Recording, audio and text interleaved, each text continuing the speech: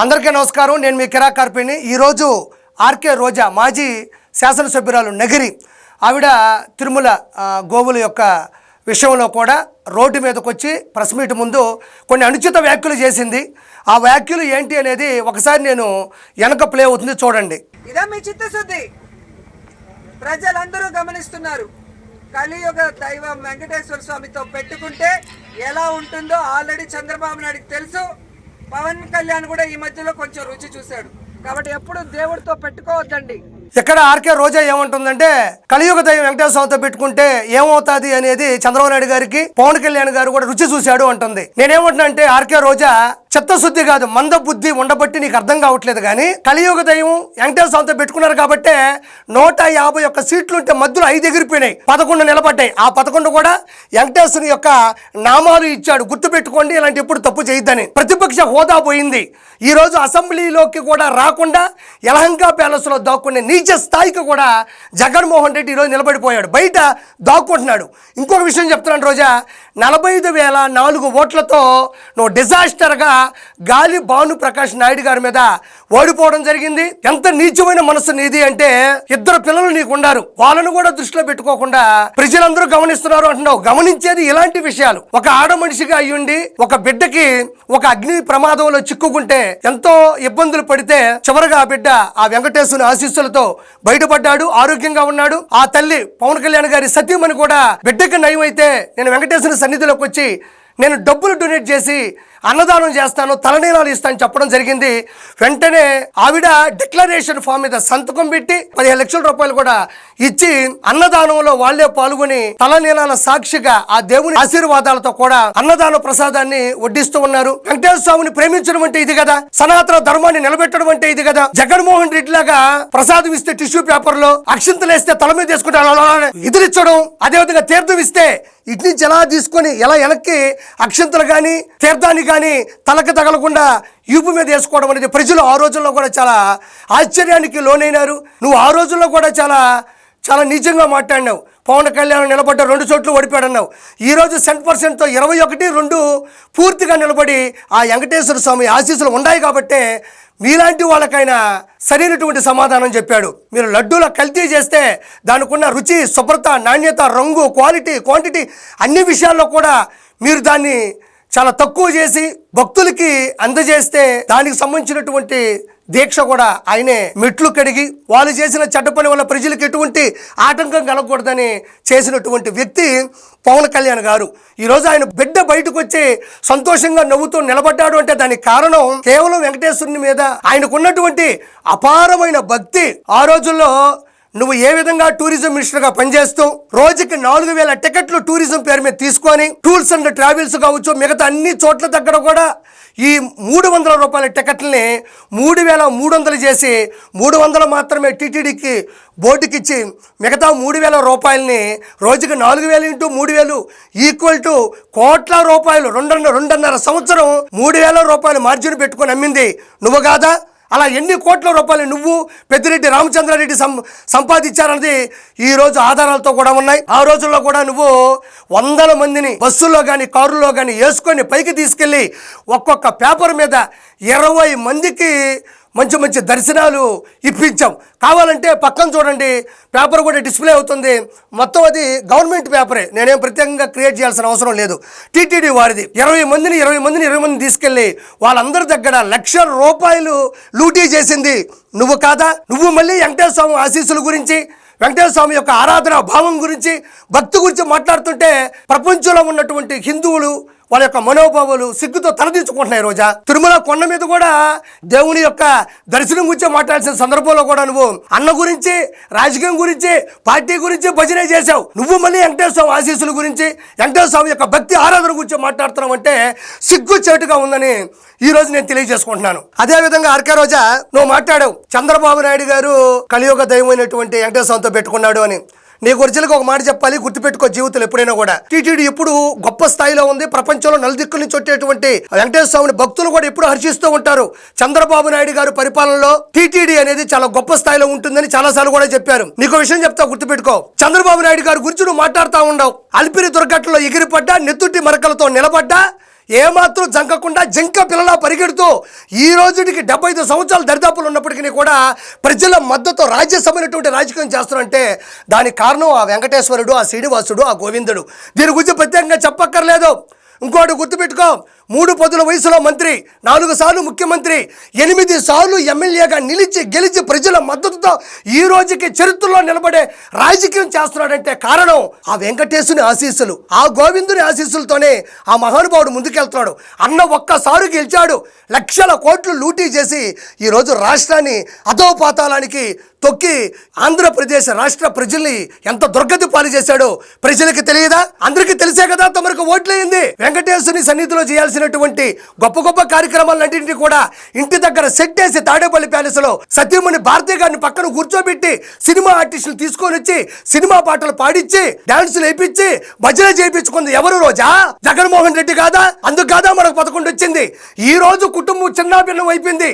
సొంత చెల్లి, కన్న తల్లి, బాబాయి ఏ ఒక్కరూ కుటుంబంలో లేకుండా చిన్నాభిన్నం అయిపోయినారంటే కారణం ఆ వెంకటేశ్వరు యొక్క ఏసడింపులు, ఆయన ఆశీస్సులు లేకపోవడం కాదా రోజా? చంద్రబాబు నాయుడు గారు ఆయన సతీమణి భువనేశ్వర్ గారిని వెంట పెట్టుకుని పట్టుచీర పట్టుకుని పూజారుల సాక్షిగా, పురోహితుల సాక్షిగా ఆ వెంకటేశ్వరికి, గోవిందునికి పట్టు వస్త్రాలు అందిస్తుంటే మనం మాత్రం డిక్లరేషన్ ఫామ్ మీద సంతకం పెట్టకుండా ఏదో జనాలు చూస్తున్నారు, ఏదో వెళ్ళాలి కాబట్టి.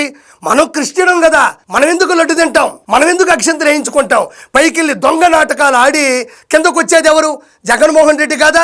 అందుకు కాదా 11 వచ్చింది. ఈ రోజుకి కూడా చంద్రబాబు నాయుడు గారు పైన శ్యామలారావు గారిని ఈవోగా, బిఆర్ నాయుడు గారిని చైర్మన్ గా పెట్టారు.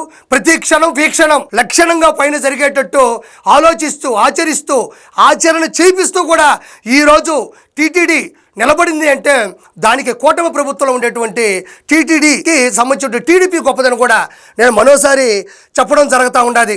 జగన్మోహన్ రెడ్డి ఉన్నప్పుడు టీటీడీని ఎంత అధోపాతాలను తొక్కేశాడు, పైన ఎలాంటి అరాచకాలు చేశాడు అన్న విషయాన్ని విధిశీకరిస్తూ చెప్తూ ఉంటాను. ప్రజలారా వింటూ ఉండండి. పైన అన్నదానం, అప్పట్లో తెలుగుదేశం పార్టీ ఉన్నప్పుడు మంచిగా అన్నదానం ఉండేది. లక్షల మంది మంచిగా భోజనం చేసి బయటకు వచ్చేటోళ్ళు. ఆ విధంగా ఉండేటువంటి అన్నదానాన్ని నాసిరకం చేసి ఏమాత్రం అన్నం ఉడకనీయకుండా పాచిపోయిన కూరలు పెట్టి ప్రజల్ని ఇబ్బంది పెట్టి వెంకటేశ్వర స్వామి యొక్క కీర్తిని దిగజార్చాలని చేసింది ఎవరు అంటే జగన్మోహన్ రెడ్డి. లడ్డుని శుచి, శుభ్రత, రుచి, నాణ్యత, క్వాలిటీ, క్వాంటిటీలో ఏమాత్రం రాజకీయం చేయకుండా, రాజీ పడకుండా అంటే మన చంద్రబాబు నాయుడు గారు ముందుకు తీసుకెళ్తే జగన్మోహన్ రెడ్డి హయాంలో లడ్డూని కల్తీ చేసి దాన్ని ఎలాంటి కల్తీ చేశాడనేది కూడా ప్రజలు అందరూ కూడా వీక్షించారు. అదేవిధంగా కూడా మాంసం, మద్యం పైన విచ్చలవిడిగా తిన్నారు, తినిపించారు. పైన ఏమేం చేశారో కూడా నేను ప్రత్యేకంగా చెప్పక్కర్లేదు. అదేవిధంగా పైన పరకామణి ఉండేది. ఆ హుండీలో పడినటువంటి డబ్బుల్ని అక్కడ ఉండేటువంటి బ్రాహ్మణులు ఆ డబ్బులు లెక్క పెడుతూ ఉండేది, దాన్ని పరకామణి అంటారు. దాన్ని ఆ దరిదాపుల్లోకి చేయకుండా జగన్మోహన్ రెడ్డి తాడేపల్లి ప్యాలెస్కిను మిగతా చోట్లకు కూడా తెప్పించుకొని దాన్ని ఎంత అపవిత్రం చేశాడన్నది ప్రత్యేకంగా చెప్పక్కర్లేదు. నేను ఇంకో విషయం చెప్తాను. పైన వ్యాపారాలు, గాజు బాటిల్లో నీళ్లు పోసి ఎలాంటి వ్యాపారాలు చేశారు. అన్నదానం ఒకవైపు మంచిగా ఇస్తే హోటల్లో పోవాల్సినటువంటి గతి ప్రజలకు ఎందుకు పడుతుంది? కావాలనే అన్నదానాన్ని నాసిరకం చేసి, కావాలనే మంచి 5 స్టార్ హోటల్ పైన కట్టి వాటిని ఏరే వాళ్ళకి అప్పచెప్పి అక్కడ కోట్ల రూపాయలు అర్జించినటువంటి పరిస్థితి కూడా ఆ రోజు జగన్మోహన్ రెడ్డి చేశాడు. మరోసారి నేను గుర్తు చేస్తున్నా. అదేవిధంగా ఒకరోజు కోవూరుకు చెందినటువంటి ఒక కుటుంబం మెట్ల మీద నడుచుకుంటూ వెళ్తా ఉంది. ఆ పాప పేరు లక్షిత. ఆ పాప ముందుకెళ్తుంటే ఒక పులి దాడి చేసింది. ఆ పాపను తీసుకెళ్లి గాయపరిచి చంపేసింది. అది జరిగినప్పుడు ఏ ముఖ్యమంత్రి అయినా, అక్కడ ఉండే చైర్మన్ అయినా, అక్కడ ఉండేటువంటి బోర్డు మెంబర్లైనా ఎవరైనా ఏమంటారంటే ఇది ఒక అనుకోని సంఘటన, మేము దీనికి క్షమించమని అడుగుతున్నాం, ఇక మీద ఇది జరగకుండా మేము చర్యలు తీసుకుంటామని చెప్తారు తప్ప ఆ రోజుల్లో ఉండేటువంటి కోవూరు సంబంధించినటువంటి శాసనసభ్యుడు నల్లపురి రెడ్డి ప్రసన్న కుమార్ రెడ్డి ఏమన్నాడంటే నాకు ఆ తల్లిదండ్రుల మీద అనుమానం ఉంది అన్నాడు. ఇంతకన్నా దౌర్భాగ్యమైనటువంటి మాటలు ఈ ప్రపంచంలో ఎక్కడైనా ఉంటాయా? చిన్న పాప నడుచుకుంటూ వెళ్తూ ఉంటే పులి పట్టుకొని వెళ్ళి తినేసి చంపేస్తే ఆ పాప తల్లిదండ్రుల మీద నాకు అనుమానం ఉంది అని చెప్పాడు. పిల్లలు తీసుకెళ్లి పులిని పిలిచి తినేమని చెప్తారా? సిగ్గుండబల్లే కొంచెమైనా రోజా మీకైనా కూడా మీ ప్రభుత్వానికి. ఆ రోజులో అదేం జరిగిందో నీకు తెలీదా? ఆ రోజు నువ్వు నగరిలో పనిచేస్తా ఉండవు, కల్చర్ మినిస్టర్గా కావచ్చు, టూరిజం మినిస్టర్గా. ఆ రోజు నువ్వు ప్రెస్ మీట్ పెట్టి అది తప్పు ప్రసన్న కుమార్ రెడ్డి అని చెప్పకపోగా దాని గురించి కూడా నువ్వేమీ మాట్లాడాలా. అది ఎంత దౌర్భాగ్యం అంటే ఆ తర్వాత రోజుల్లో పులిని వెంటాడడానికి పులిని తరివేయడానికి అన్న ఫోటో ఉండేటువంటి జగన్మోహన్ రెడ్డి ఫోటో ఉంటే ఒక కర్రనిచ్చి దాంతో పులిని దరివేయండి అని ఎంత అపహాస్యం చేశారని ప్రత్యేకంగా చెప్పక్కర్లేదు. ఆ యొక్క కర్ర మళ్ళీ పైకి వెళ్ళిన తర్వాత ఇవ్వకపోతే 250 రూపాయలు పట్టుకునేవాళ్ళు. ఇది నిజంగా హాస్యం కాదా? దీని గురించి ప్రజలు ఆ రోజు నవ్వుకొని తెచ్చారు. అదేవిధంగా వైవి సుబ్బారెడ్డి కావచ్చు, అదేవిధంగా కరుణాకర్ రెడ్డి కావచ్చు, మీరందరూ కూడా పైన టికెట్ల వెనక భాగంలో కూడా యేసుక్రీస్తు బొమ్మ, యేసు సింబల్ ఒకటి పెట్టి అన్యమత ప్రచారాన్ని విస్తృతం చేయాలని అన్న ఆదేశాల మేరకు క్రిస్టియానిటీని పెంచాలని మీరు చేయలేదా? పైన ఉండేటువంటి పూజారుల్ని భయభ్రాంతులకు గురి చేసి గోవింద నామ స్మరణల్ని పలికించకుండా చేయలేదా? పైన ఉండేటువంటి ఏవైతే మైకులు ఉంటాయో అవన్నీ కూడా మీరు ఆ రోజుల్లో ఆపించడం జరగలేదని నేను కోరుతున్నాను. సామాన్యమైన భక్తులు సర్వదర్శనానికి గేట్లు ఓపెన్ చేసి లోపలికి వెళ్తే ఆ పక్క ఈ పక్క కూడా గేట్లు వేసేసి ఆ లోపల క్యూ లైన్లో కూడా వాళ్ళకి పైన ఫ్యాన్ లేకుండా, మజ్జిగ లేకుండా, నీళ్లు లేకుండా, అన్నప్రసాదాలు లేకుండా ఏ చల్లపల్లి జైలో, చెంచలగూడ జైల్లో, సెంట్రల్ జైల్లో ఉండేటువంటి జీవితాల్ని అక్కడన్నా కనీసం అంత చెప్పులేసి అన్నం పెడతారు. వీళ్ళని కావాలనే వెంకటేశ్వర స్వామి యొక్క ఘనతని, కీర్తిని, చరిత్రని తగ్గించడానికి మీరు కావాలని అటువైపు ఇటువైపు గేట్లకి తలాలేసి నిలబెట్టి వాళ్ళకి శ్వాస అందకుండా చేసింది మీరు కాదా అని నేను ప్రశ్నిస్తుండా. లోపల కంపార్ట్మెంట్లోకి వెళ్తే ఒకప్పుడు ఇంత పెద్ద టీవీలు ఉండేటివి, గోవిందనామ స్మరణాలు లైవ్లో లోపల గర్భగుడిలో ఏం జరుగుతుంది, అన్ని చోట్ల ఏం జరుగుతుందని ఆ టీవీల్లో ఎస్యూబీసీ సాక్షిగా అక్కడ వచ్చేది. ఆ టీవీలు మొత్తాన్ని తీసేసి ఈరోజు ఓన్లీ ఆ చెక్క బిట్లు ఉన్నాయి తప్ప టీవీలు లేకుండా చేసింది ఎవరు? ఆ రోజుల్లో మీరు కాక ఇంకెవరు చేశారు? అక్కడ పైన ఎవరైనా ప్రశ్నిస్తే చాలు, పైన ఎవరైనా ఎదిరిస్తే చాలు, వాళ్ళని వెంటనే రౌడీలు పట్టుకొని వెనకొక గోడాన్ని ప్రవేశపెట్టి వాళ్ళని కుక్కలను కొట్టినట్టు కొట్టి ప్రపంచ నలుదిక్కుల నుంచి వచ్చిన వాళ్ళు ప్రశ్నించకుండా చేసినటువంటి చరిత్ర మీది కాదా అని అడుగుతా ఉండా. ఈరోజు ఎర్రచందనం ఏమైంది? ఎత్తుకెళ్ళిపోయారు. కరుణాకర్ రెడ్డి ఆవిడ Christian, YV Subba Reddy Christian, Dharma Reddy Christian. Hindu మతం ముసుగేసుకుని క్రిస్టియానిటీకి సపోర్ట్ చేసేది నువ్వు ఆర్కే రోజా. శేషాచలంలో ఉండేటువంటి ఎర్రచందనం యాడిగిపోయింది? మనం ఏమన్నా మాట్లాడేటప్పుడు కూడా ఇవన్నీ కూడా గమనిస్తూ ఉంటే నువ్వు నిజాయితీగా చెప్పు. నువ్వేమో ఇంట్లోంచి బయలుదేరేటప్పుడు ఇంత పెద్ద వెంకటేశ్వర స్వామి యొక్క బొమ్మ పెట్టి వెనకొకడు కెమెరా పెడితే ఇలా తిరిగి ముందుకు వస్తావు. నువ్వు నిజంగా చెప్పు, వెంకటేశ్వర స్వామికి ఇచ్చిన ఎలివేషనా లేకపోతే జగన్మోహన్ రెడ్డికి ఇచ్చిన ఎలిమినేషనా? ఈ రెండిట్లో నాకేంటో తెలియాలి. 100% RK Roja is a Christian. RK Roja Christian, నన్ను నమ్మండి. లేకపోతే నిజమైన హిందూ సంబంధించిన మనిషి అయితే, అదేవిధంగా సనాతన ధర్మానికి సంబంధించిన మనిషి అయితే, వాళ్ళ ఇంట్లో ఉండేది వెంకటేశ్వర స్వామి దేవుని పటమే అయితే, ఒక్కొక్క పేపర్ మీద 20 మంది దర్శనాలు పెట్టుకుని సర్వదర్శనంలో వాళ్ళని హింసలు పడుతుంటే ఎందుకు ఆనందపడింది? శేషాచల అడవుల్లో ఉండే ఎర్రచందనం ఎత్తేస్తుంటే ఎందుకు ఎంకరేజ్ చేసింది? అదేవిధంగా టూరిజం పేరుతో రోజుకి 4000 టికెట్లు ఇంటూ 3000 రూపాయలతో కొన్ని కోట్ల రూపాయలు ఎందుకు గడించింది? నువ్వు వెంకటేశ్వర ఆశీస్సుల గురించి, చంద్రబాబు నాయుడు గారి గురించి, పవన్ కళ్యాణ్ గారి కుమారుడు గురించి మాట్లాడతావా? రుచి చూశాడా?